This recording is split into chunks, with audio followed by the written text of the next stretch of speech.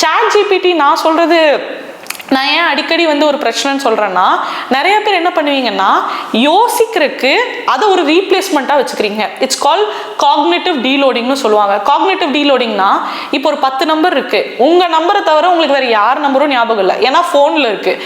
அதே மாதிரி தான் சாட் ஜிபிடி யூஸ் பண்ணுறது.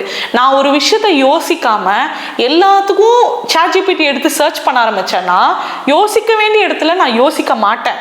ஐ வுட் நெவர் சே யூஸ் பண்ணாதீங்கன்னு நான் சொல்ல வரல.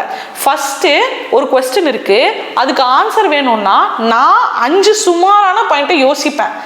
5 சுமாரான பாயிண்ட் யோசிச்சதுக்கு அப்புறம் சாட் ஜிபிடி நல்ல 5 பாயிண்ட் சொல்லலாம். ஆனால் அது சாட் ஜிபிடி சொல்றது. எக்ஸாம் ஹாலில் அது வந்து சொல்லாது. அந்த எக்ஸாம் ஹால்லையும் யாரோ ஒருத்தவங்க சொல்லணும்னு நம்ம எதிர்பார்ப்போம். அந்த இடத்துல நம்ம தான் யோசிச்சு சொல்ல போறோம். ஸோ எந்த கொஸ்டினாக இருந்தாலும் ஆன்சர் எழுதுறதுக்கு முன்னாடி நீங்க 5 பாயிண்டோ 6 பாயிண்டோ யோசிங்க. யோசிச்சுட்டு சாட் ஜிபிடியில் கேளுங்க. அது சூப்பராக 10 பாயிண்ட் சொல்லுதா, அதுலேருந்து ஒரு 5 பாயிண்ட் எடுப்போம். எடுத்து நோட் பண்ணி வச்சுட்டு அடுத்த கொஸ்டின் வரும்போது சூப்பராக இருக்க 5 பாயிண்ட் ஏதோ ஒரு பாயிண்ட் யூஸ் ஆச்சுன்னா அதை எழுதிக்கலாம். அதுக்கு தான் சாட் ஜிபிடி ஹெல்ப் பண்ணும். To learn and unlearn. அதுதான் நீங்கள் அங்கே சாட் ஜிபிடியில் பண்ணுமே தவிர சாட் ஜிபிடியை ரிலை பண்ணக்கூடாது, திங்கிங்கை அங்கே போய் ரீப்ளேஸ்மெண்ட் பண்ணக்கூடாது.